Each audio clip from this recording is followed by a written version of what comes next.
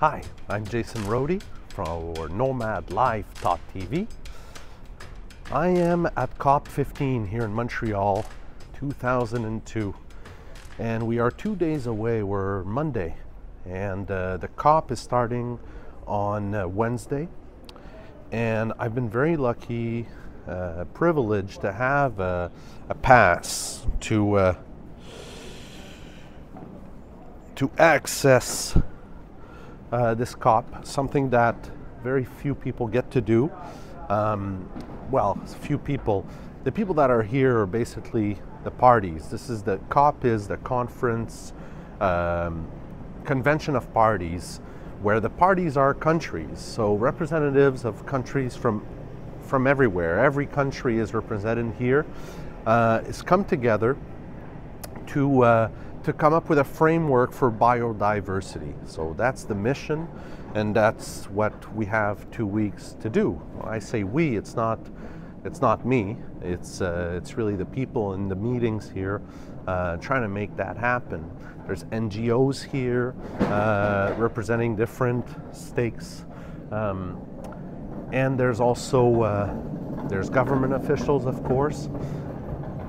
And I'm going to be meeting with whoever I can to help me understand how things are going on a day-to-day basis, how things are developing, how the process is going, what the process is, not just what we're trying to achieve, but whether we are achieving it, and also trying to make a link between what's going on outside of these walls, outside of the Palais des Congrès where this is happening, and what's going on inside, because there's a disconnect there. Just myself, I've been reading up on this, trying to understand as much as possible before coming, and it really was, it was becoming almost mystical what was going on between these walls, because of all the security, because of the tensions that are surrounding this COP,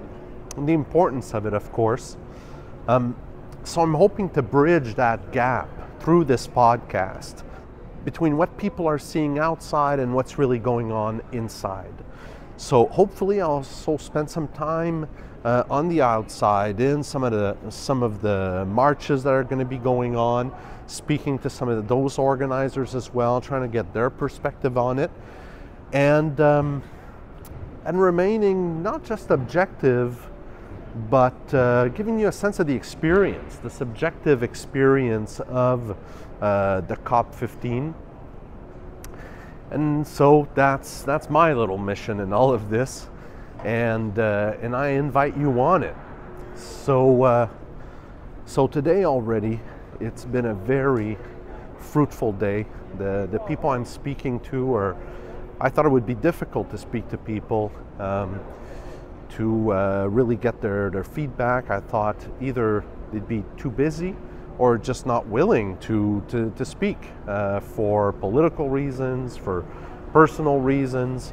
But it hasn't been the case. Everyone is here to get work done, and part of that is about communicating what's going on in their own part of the world, and communicating as well what's in this framework. So people are willing to speak, not just to me, but in general, to get the ball rolling, to keep the ball rolling, and find the real solutions. Okay, I'm a little distracted now, so I'll let you go, and I'll invite you to follow me on these interviews.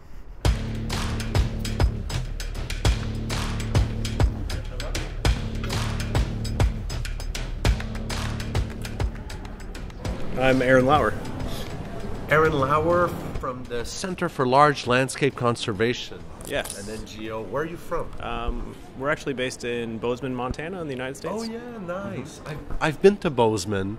I was making a documentary a few years back called Voices of Freedom, and Bozeman turned out to be one of the most fruitful cities for the documentary. Yeah, I loved it. So you live out there? Yeah, and it's actually in the Yellowstone ecosystem. Okay, I didn't realize that. So the larger ecosystem surrounding Yellowstone National Park, which was the first national park ever founded in the world. Okay, wow. So you're here to represent that national park? No. Or the NGO? I'm here representing the NGO. What does the NGO do? So we actually work on large-scale conservation, so at landscape and seascape scale. Okay. So that's really thinking about all of the different protected areas, but also all of the places in between and all of the people that live and work and play in those places. What are you doing at COP15? So I'm here representing our organization, which does have some goals that we would like to achieve. We would especially like to see that seascape and landscape scale conservation remains in certain parts of the text that's being negotiated. But we're especially focused on what's called connectivity conservation, or ecological connectivity as an actual natural process that is more or less like the circulatory system of nature. Okay. So if you think of the national parks or conserved areas as being the heart and lungs of nature, we think of wildlife corridors as being the circulatory system that ties it all together and keeps it living and breathing. How can you make sure that this stays into the text? You're not around the table, so how can you play your part in that way? So many of the things that non-governmental organizations can do in these processes is to actually use the opportunities that we're given that are actually embedded in the treaty itself. So we as non-governmental organizations have the ability to observe and to participate in processes.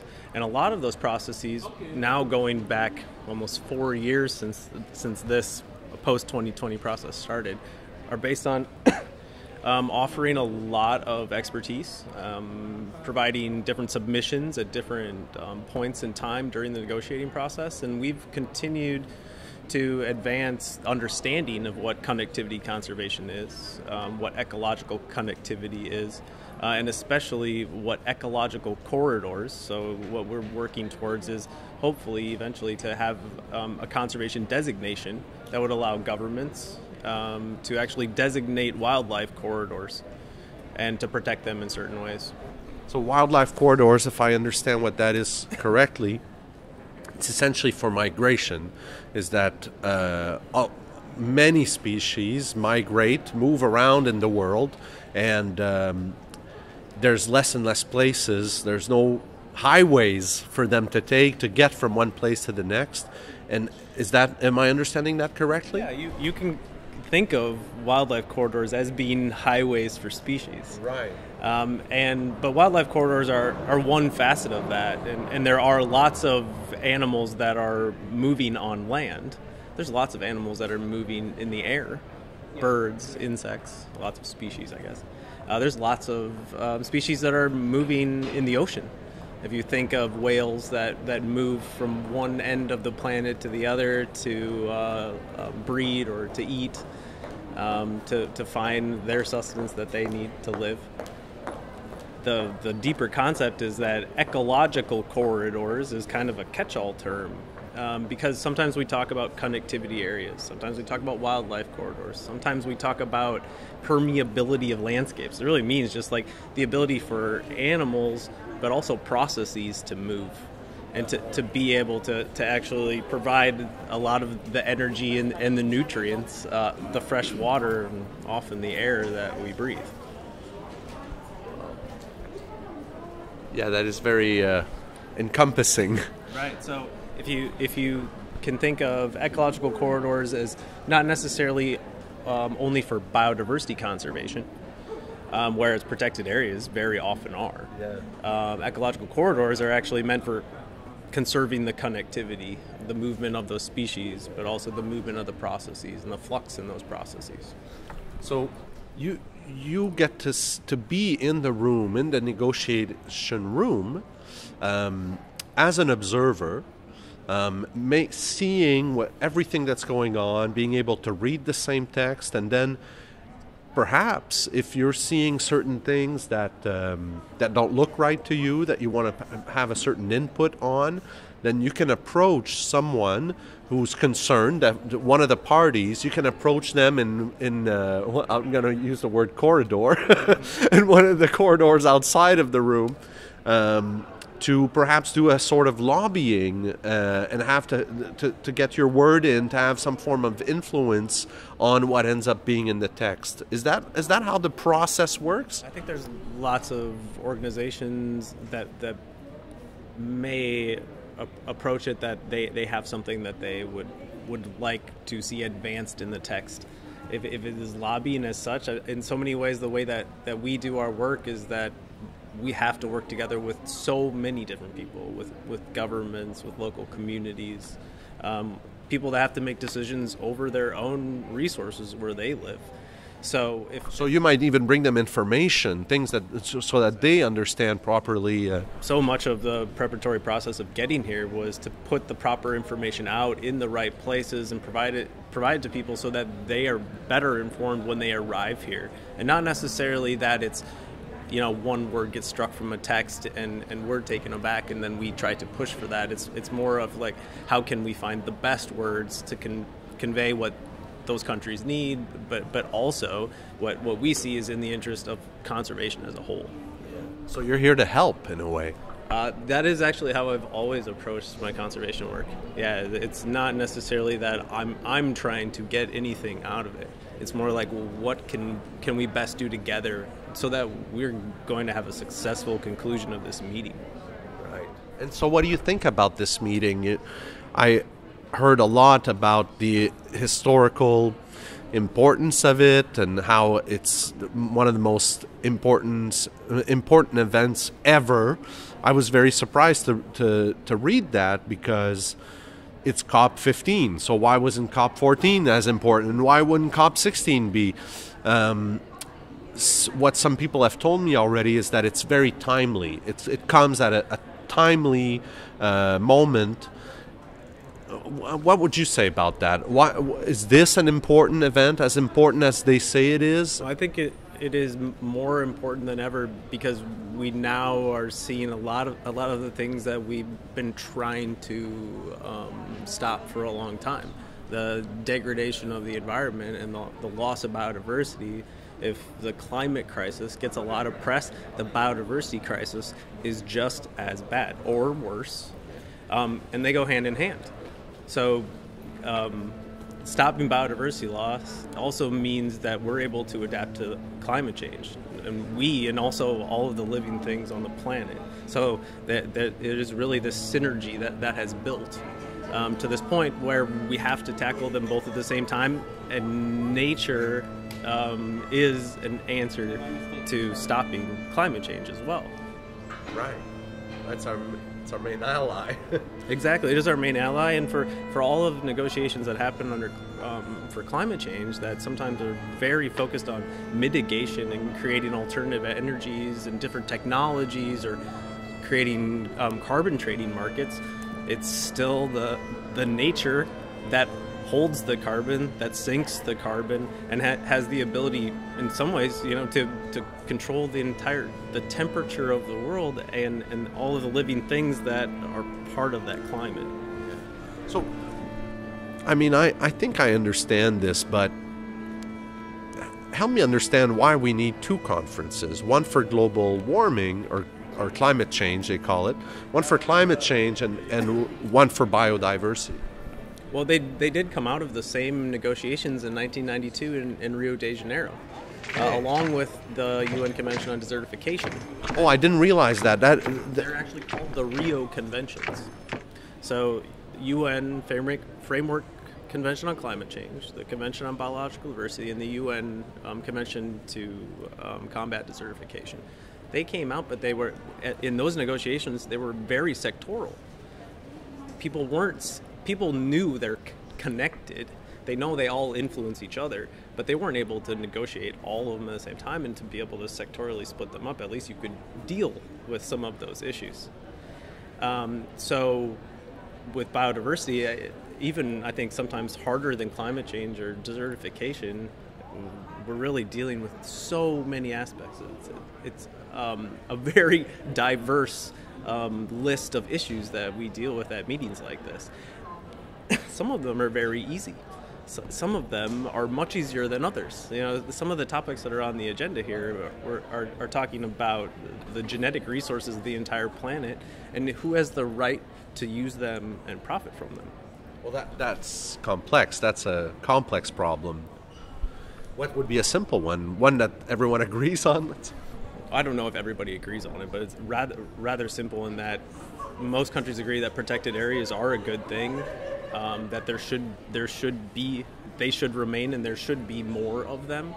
But then it's really the discussion of where should they be, and can we even manage those that we've already invested in? So that then gets to a whole discussion here at this meeting. It's all about resourcing and who has the resources and who doesn't have the resources, and how are they all going to be harnessed so that we're all, this is a big topic here, are we going to agree that we're, as a global community, going to conserve 30% of the entire planet or not?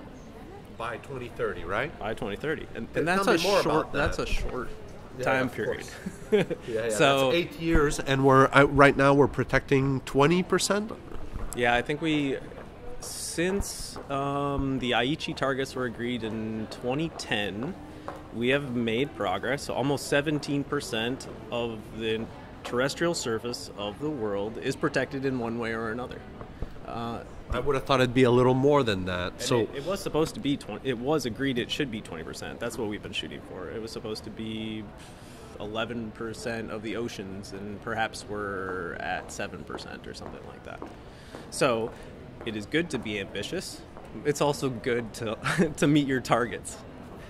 So if you start setting very ambitious targets like that on very tight timescales, where if you look at the power of humanity to fragment and to develop, we may not be moving fast enough to reach the 30 by 30 goal. To reach 30 by 30, but if we're not ambitious, then what are we going for? Yeah, and do you feel that 30 by 30 is enough? Do you think that if we do 30 by 30, we will be okay? Well, it's not founded in science, right? It is an arbitrary number. It rings real nice, that's for sure, right? But we're people, and there is science that says, you know, half of the Earth should be conserved. Otherwise, we start to have severe ecosystem disruption and collapse. So somewhere in there is the science that 30 by 30 is a pretty damn good idea. Yeah, but it's not even enough. It's not even enough, actually, if you think about what we need nature to do for us as we continue to develop as well. Yeah, but it is a reachable goal in the next 8 years, considering all the parties that are here now to agree on that goal. They can agree on it, but I do think there's a recent paper that came out that most developing countries, especially in Asia, are not prepared, nor do they have the resources to do that. So what resources would they need? It seems more like leaving the world alone. They need resources from nature. No, I'm really, it takes manpower and financial resources to manage the amount of land that we would like to conserve. So even most of the protected areas out there don't even have enough staffing to currently meet their mandates for managing the protected areas. So adding even more protected areas or increasing the size of protected areas means that you also need to have a lot of people. I think that's also a recent paper, is that the number of rangers would have to expand by like 250% or something to be able to manage them effectively, because that's the issue.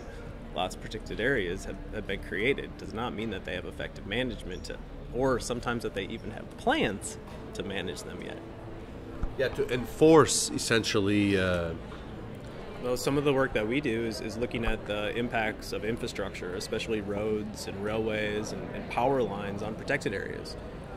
And some protected areas are the last remaining open spaces where you can build infrastructure, because otherwise people own land and live in all of the other places around protected areas.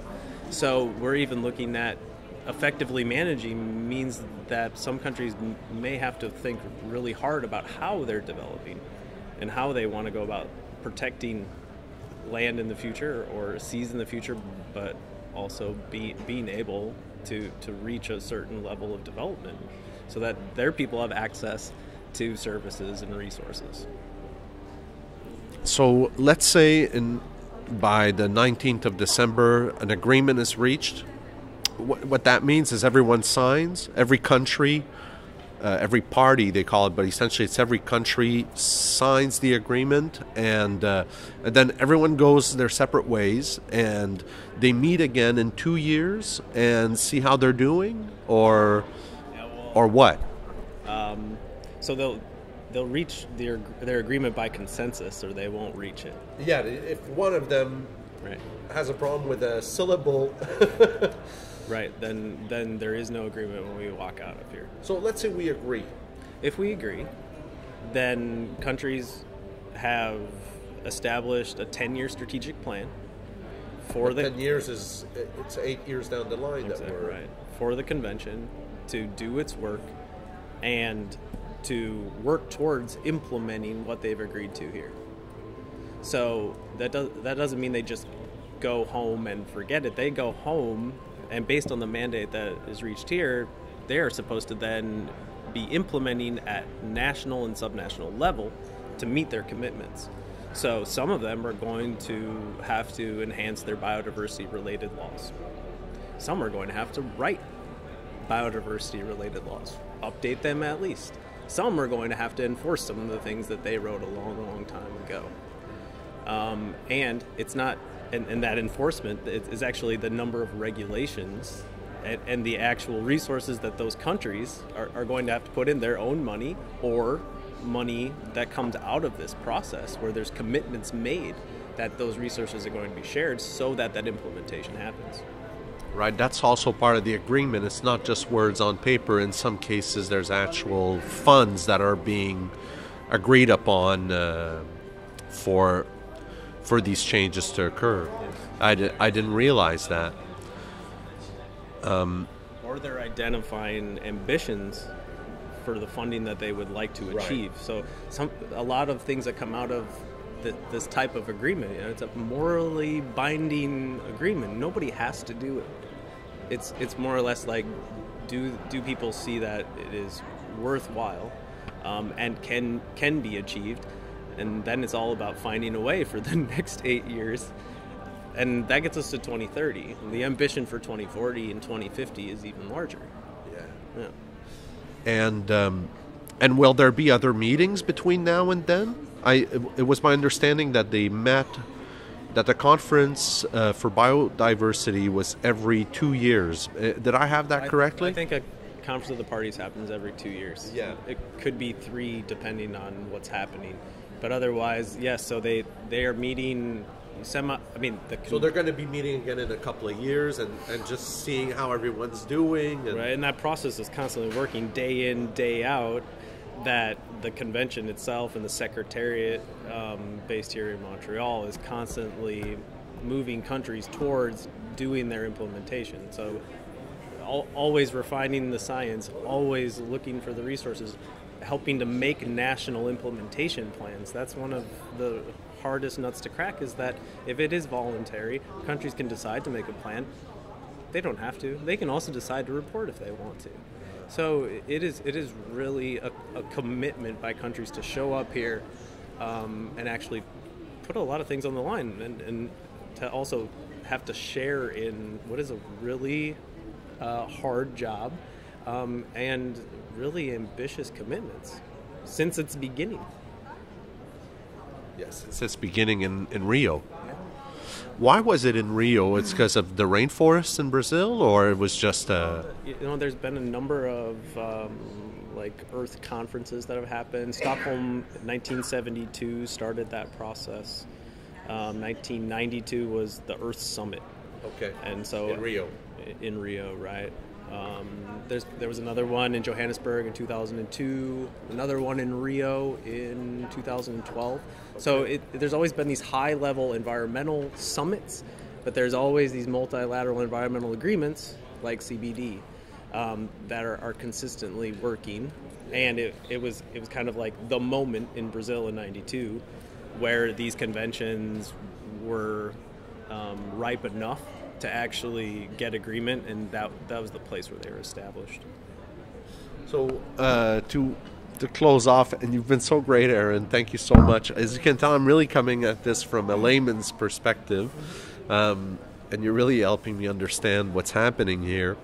So what's your feeling about what's happening here? Or is this your first time in Montreal? What's your feeling of the atmosphere before it's even begun? And finally, do you think that that we're going to reach the goals that we've set out? Oh, so this is my first time in Montreal, okay. Right? Not my first time in Canada. But yeah, it's really nice to be here.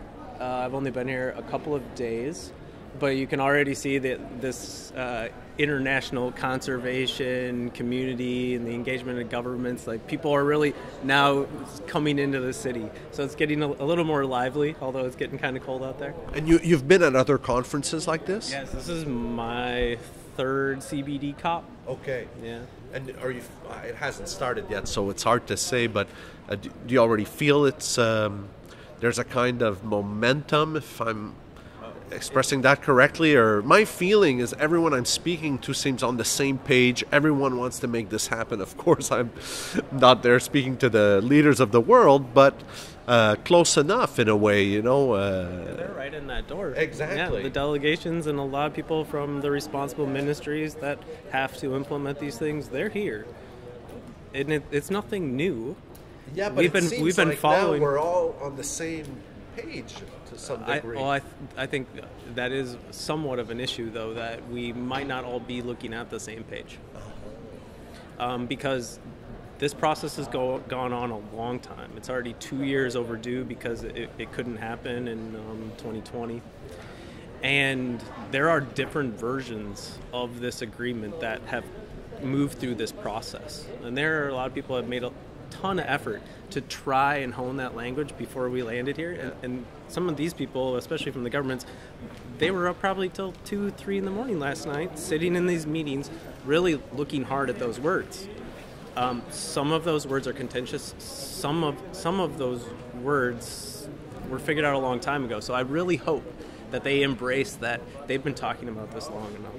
They've agreed on enough of the principles of why we're here, and maybe they can get past some of the words. And that's make or break here. Look at the NGO community. We all would really like to see this agreement work, and that we all walk out of here with something that all those countries have agreed to. It's going to take a long time because these pre-negotiations, they haven't made as much progress as we had hoped. Oh, no. Okay. So tonight they might be up even later, and hopefully when they walk out of here red-eyed and tired too late at night, they'll have something that they can pass on when the conference really gets going. Yeah, because they're trying to settle on the semantics, some of the details, so that the real negotiations can then happen starting Wednesday. Yeah, and sometimes these might be like the realist negotiations of the entire conference when you think of that they're really looking at word by word, paragraph by paragraph. And then, so what goes on then? Well, this text hopefully moves when a lot more of the country representatives and the higher country representatives show up. that excuse me, that wording has been hammered out enough that they don't have to have so many disagreements, and they can deal with some of the really hard issues in the agreement. And then they don't have to deal with so many at one time. That's really what's important about these 3 days happening right now. Okay, I see. Higher level ministers and representatives of government will really be coming in starting the 7th, and then there's high level, more really ministerial level meetings that will happen in the second week. Right. Okay. Mm-hmm. So that is probably where some of the ministers sometimes probably, go out for dinner and figure things out amongst themselves so they can come back into these rooms and show that they are united and that they're willing to move things forward. Aaron, They're just people, right? Yeah, they're just people. That's exactly what I'm seeing here. Exactly. That's exactly right. Aaron, if you don't mind, just introducing yourself again, so I have it twice. Yeah. And I thank you very much. You've been great. So, thanks for what's your name and what do you do? Who are you representing? I'm Aaron Laur. I manage the International Connectivity Program at the Center for Large Landscape Conservation in Bozeman, Montana. Great. Thank you so much. Thank you.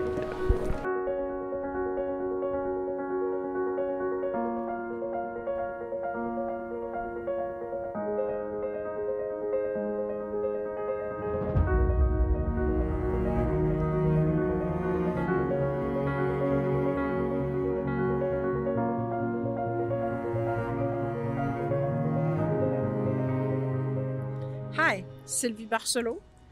I was Deputy Minister with the Ministry of International Relations, but lately I will be retiring in January, so I was hired for the coordination of all the activities that are held with the government of Quebec.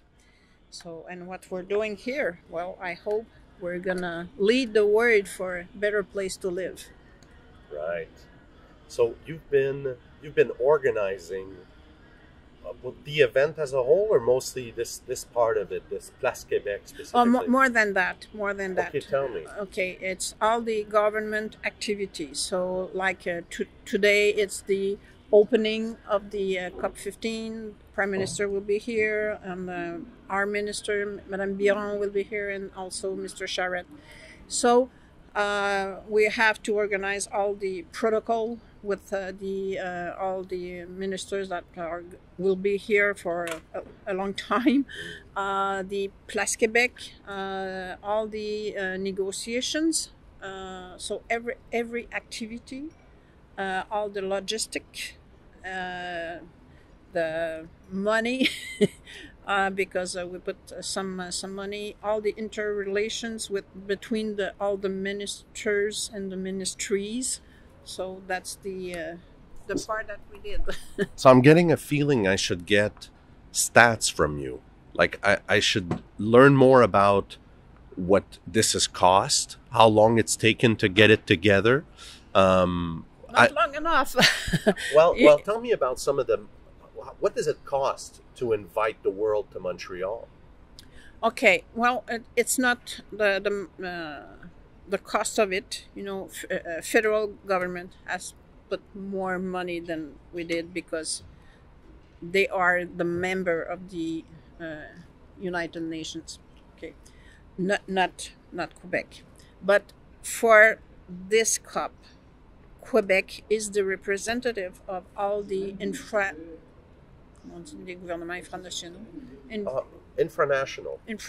sorry. No, it's all right. And, I learned the term yesterday, actually. Okay. Infranational governments and cities. So it's Quebec has the leader for the negotiation, is the representative. So for that, and because I think Quebec is a leader in that area. Is that so? Yes. How is that? Well, we have some plans, really concrete actions, protected areas. Yeah. And we have reached our goals, most of them. So and it's not lately. We have that for a long time. So I assume that's something that's rare. That provinces or countries meet their goals. Rare. And we have put all the conditions to meet that.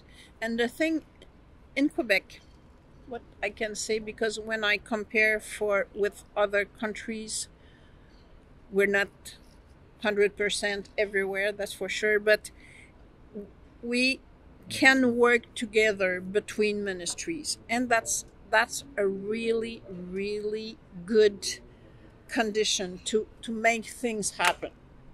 Like I have worked with women's status, and the difference, because Quebec is good in that area also, and it's because we can work with Justice Department, with the Police Department, and so it's easier to create the good conditions to have results.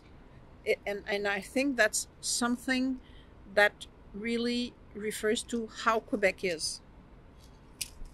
Oh, I love that. I didn't really realize that. And how did it end up in Quebec?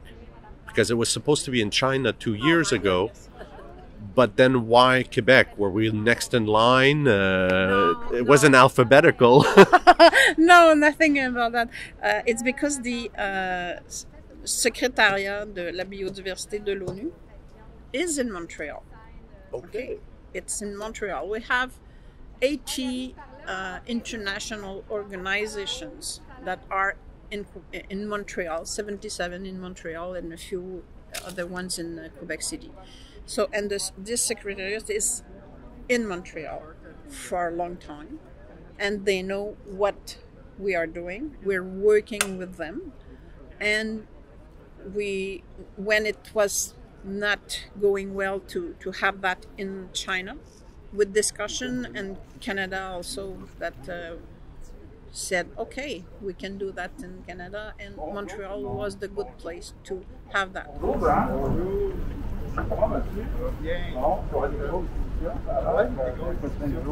Merci du voir. Ah non, mais je suis content. Je suis content de voir la place du Québec là, pour représenter ce qu'ils appellent les États infranationaux. Hein, c'est bon. C'est bon. Ah non, c'est une très belle vitrine pour le Québec. On peut pouvoir enfin expliquer qu'on est parmi les meilleurs. Exactement. Bon. But you know, something that normally is taking like 2 years for preparation, and well, it's a few months that How many months? We had that. It was in June, so Okay. okay. Since June. Yes. So about June, that. June is when you found out we were going to be hosting Yes. the This. COP15 here. Yes. Oui, oui. On est fiers de notre 17% du territoire protégé. Donc, on a atteint le premier objectif. Le deuxième, c'est 30% en 2030. C'est facile à retenir. Exactement. Ouais. Je me promène un petit peu avec Jean, il est reconnu à travers le monde, puis les délégués ici, peu importe leur pays d'origine, c'est Jean qui est la référence, donc l'avoir à nos côtés comme négociateur, ça ajoute la crédibilité à notre démarche. Merci pour ton travail. Ben, c'est assez facile parce qu'on est bien positionné. Ouais. Quand on se compare, on est vraiment bien positionné. C'est pour ça que nos pairs, en fait, là, tous les États, on parle de Californie, l'Écosse, nous ont choisi quelque part pour qu'on soit leur porte-parole. Ça veut dire quelque chose aussi. Mais surtout en Amérique du Nord, tu sais, dans le discours d'ouverture, il disait que le Québec émet la moitié moins de GES par habitant que le reste de l'Amérique du Nord. Il y a beaucoup de monde qui ne savait pas ça. Ils m'ont dit « Ah oui, t'es sérieux? » Tu vois les chiffres. Donc, il y a intérêt à faire connaître. Ça ne veut pas dire qu'il ne reste pas beaucoup de travail à faire. Il reste encore beaucoup de travail à faire. On a la chance d'avoir Hydro-Québec. Et, bon. Puis une nature formidable. Oui! Ça, vraiment. Puis moi, je pense que plus on va mettre les gens en contact, en proximité avec cette nature-là, plus on va faire des gains. Tu sais, quand on dit 17% du territoire au Québec, c'est grand, le Québec. Tu sais, fait qu'on est les premiers au Canada en termes de valeur absolue, en termes de kilomètres carrés absolus, parce que c'est beaucoup. Puis là, ben, il faut aller vers le sud. Hein? On me dit qu'il y a plus de diversité dans le sud, ou c'est pas les mêmes espèces? Plus de diversité. Ouais. Okay. Évidemment, dans le nord, en même temps, il y a des choses qui sont très précieuses. Il y a beaucoup de milieux humides. Donc, pour la captation du CO2, très important, à ne pas négliger. Mais pour la biodiversité, le sud du Québec, ça, c'est important. Ça, ceux qui nous reprochaient d'avoir protégé en partie le nord, ils font fausse. Il faut faire les deux. Il faut faire les deux, mais cette protection-là, au nord, elle est très, très importante pour la captation, mais aussi pour le patrimoine autochtone. C'est beaucoup les communautés autochtones qui nous ont demandé de protéger leur territoire Donc, on ne peut pas dénigrer ces kilomètres carrés qui ont été protégés au fil des 4 dernières années. Il a fallu organiser tout ça à la dernière minute pour remplacer la Chine. Pendant qu'ils autres travaillaient là-dessus depuis 2 ans, nous autres, on a eu comme 3-4 mois pour se préparer. Puis on me dit que c'est bien organisé pour l'instant. Donc, bravo. C'est effectivement réalisé en quelques semaines, quelques mois seulement. Et le site est parfait pour accueillir un événement comme celui-là. Il y a beaucoup de COP qui sont très, très étendus. Okay. Et on a un bâtiment qui est en hauteur qui nous permet d'accueillir les délégués sur un seul site et non pas parcourir. Oui. Donc on est choyés pour pouvoir tenir cet événement-là à Montréal. Bon, allons voir nos invités internationaux. And just to go back to the cost, never mind where it comes from, how much does it cost to have something like this? I don't know. Just the security. You know, we have here security from the city of Montreal. We have the security of Sûreté du Québec. We have RCMP, GRC, RCMP. We have UN security. Just that, you know, it's above 25 or 30 millions. Right. But, and the city itself is not putting money in. We're buying a service from the city of Montreal. Yes. Well, they do put some things. I don't know how much. I don't know. But and when you say how much does it cost? Well, I would I would do another question. How much comes in? Oh, right. Okay. Of course. En 2018, il y avait 10% du territoire québécois qui était protégé. On est maintenant rendu à 17%. Puis là, on annonce aujourd'hui un plan nature de 650 millions de dollars qui va aider, entre autres, à porter ça à 30% du territoire qui va être protégé. Donc, avec Benoit Charette, notre ministre de l'Environnement, on va continuer d'agir pour protéger la biodiversité. Because 18,000 people will come here in Montreal, will see Montreal, will see images of Montreal and Quebec, and they will eat here, they will live here for a long, not only one day, a few days. A couple of weeks. 2 3 weeks. So, you know, how much does it give us to do that? And how much does it give us to welcome all the world here? You know, it's, you cannot quantify that, but it's a real, and here, like you're in Place Québec, it's the first time that this kind of action zone, it's called normally the action zone, and it's the first time that they accepted that it will be with a name, so it's going to be, you see everywhere Place Québec. So, you know, it's for the communication, you know, it's invaluable. Yes. And we're on a world stage. There's media here from all over the world. 600 journalists from all over the world will be here. C'est juste des autres mesures de conservation. C'est pas des vrais. Nous, en termes, tu sais, si on regarde le bienfait qu'on amène à la planète, c'est bien plus payant ici parce que les superficies sont plus grandes, puis les degrés de protection sont plus grands aussi. Donc, c'est ça qu'il faut mettre en perspective aussi. Un journaliste, Martine puis Jean, j'ai eu un entretien avec le secrétaire général des Nations Unies. Parles-tu français? So, you know, everywhere you see where we are right now, okay? Place Québec, Durable Québec, everywhere you see. So I think it's more how much money will come here and what the kind of decisions will be here, will be done here. I think that's what it interests me more than what it costs. I really I appreciate your answer, you know, because it helps me realize, because I'm walking around the Palais, I'm wondering how much does it cost to rent the Palais, and then there's all these kiosks and booths, you know, and I start thinking, well, there's a real cost to all this for everyone coming, not just for us, but obviously for everyone who's coming from all over the world.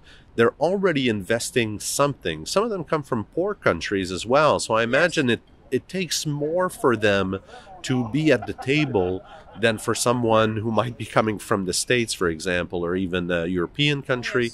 So and I've spoken to people from African countries yesterday, from I spoke to someone from Pakistan as well, and I got that perspective that it was almost a struggle to make it here, but that they're so grateful to have a chance to be at the table, and no one needs it more than them. So that's where these questions were coming from, and the only stat I'd heard was how much the security had cost. Someone had mentioned that to me. So you really helped me understand why the investment is so worthwhile. And I think the money is mostly coming from the federal government. Is that right? Yes, because Canada is a member of the UN. Right. Okay, so that's why they put more money, and that's the reason why. But you know, it depends of the cost and also the investment. Right. Okay, it's different for me.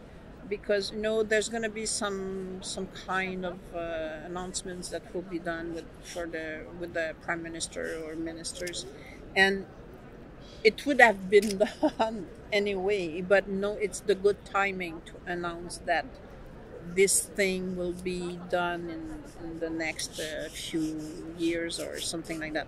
So if you add all that, it's going to be a lot of money. But I think it's really worth it to do that, because we want to save the planet. It's the purpose to be here is that. It's not the fence that is around the Palais des Congrès. It's the real meaning of being here, and that's why you've heard from Pakistan people or African people. You know, we want to be here because we want to be part of that discussion, and we want to know what we can do together. And it's going to be tough discussions, I think. It's already tough from what I'm understanding. Yes. Even the pre-negotiations, yes. I think they're really working out some of the kinks, some of the wording, so that when they're real, I'm putting that in quotations because they're already doing real negotiations, but when it really starts tomorrow, it's the leaders that are going to be taking it on, and they don't want to be talking about the meaning of a word. They want to talk bigger picture than that, I would assume. Yes, but you know, it's almost 200 countries, representative of 200 countries that have to work together, and the meaning of words is the essence, because what you understand of that word and what I understand of the same word. So sometimes you're thinking that, well, they're losing the time. No, because what's going to be in place after that, you know, with the words, we have to be in action. So we have to understand what is the purpose of that, what is the meaning of what we want together, and after that we put actions in every country, in every province, in every city, in every international government. Everyone has something to do, because that is not only federal or multilateral institutions to do some things. That's why we all around us now we have kiosks from youth and NGOs and women in academic and research. So the people that will be here in Montreal are from all over the world, yes, but also from every angle of this area, this subject to discuss, and everyone has something to put in that discussion. today is a strange day, I find, at the Yes. Palais, because everything is ready. Yesterday, people, they were still installing, setting things up. But now it seems all ready, but there's not a lot of people around. No. And what I'm thinking is, this place is going to look so different tomorrow. Oh, yes. So Yes. what's just to help me picture it, what I should be ready for, how many people are we expecting in the Palais des Congrès to be coming here tomorrow compared to the few hundred that are here today? Oh, thousands of people. Do you know a number by any chance? Well, I know that 18,000 people were registered. Okay. But they're not going to be, they won't be everybody at the same time. But a few thousand, that's for sure. And it's every day from Monday, Saturday, and Sundays and there's a lot of activities. If you see on the screen, at 10 o'clock this morning, there was like 5 activities at the same time. So there'll be more and more and more people. Because today, why you don't see a lot of people, there's no negotiation today. There was like pre-negotiation, no negotiation today, and tomorrow the big negotiations will be beginning. And today, this afternoon, is the official opening of that, and there's going to be a reception from China tonight. And you have to know that there's also not everything is held in Palais des Congrès, because there are some parallel summits. Thank you. That are the old port in Montreal. I was just at the youth summit this morning. The youth summit, there were people there, but I don't think they will come here. You have to register to be there. So there's a lot of parallel summit. There's finance summit, a business summit, a youth summit, nature summit with the indigenous also. So all the people know that they won't be concentrated here in Palais des Congrès, but there's going to be a lot more of people going around tomorrow. That's for sure. Well, I'm going to see you around, I assume, over the next couple of weeks. Yes, for sure, and it's going to be a pleasure, sir. It's been a real pleasure already, Sylvie. Sylvie Barcelo. I was thinking. Like the hotels. Oh yeah, that's right. Sylvie Barcelo. And it's been a bit strange to speak with you in English, of course, but we're both proud Quebecers. Alors on aurait pu se parler en français, évidemment. Oui. Alors, mais vous reconnaissez mon accent du Québec. Yeah, and it's a beautiful accent. And I just wanted to. So far, I've only been speaking in English with everybody, so I figured, let's make it an English podcast, and let's make this part of our voice to the world beyond Quebec, really. Okay. So thank you very much for... Thank you for that conversation. Thank you. I greatly appreciate it. Thanks.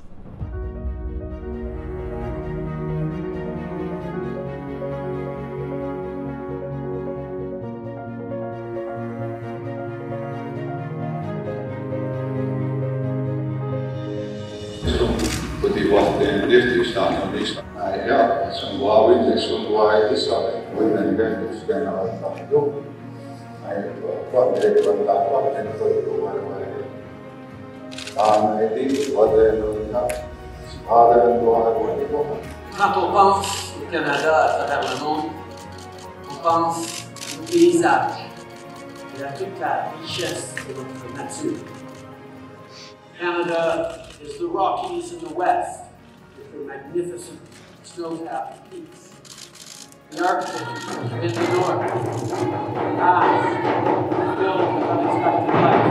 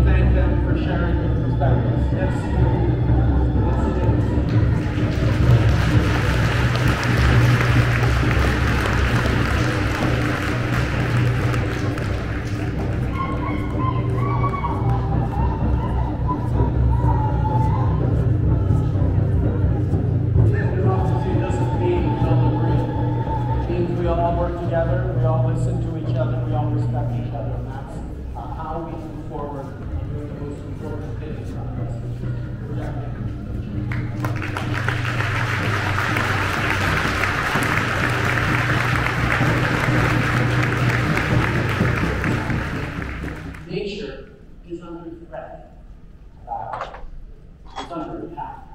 But if we can't agree as a world on something as fundamental as protecting nature, well, nothing else matters.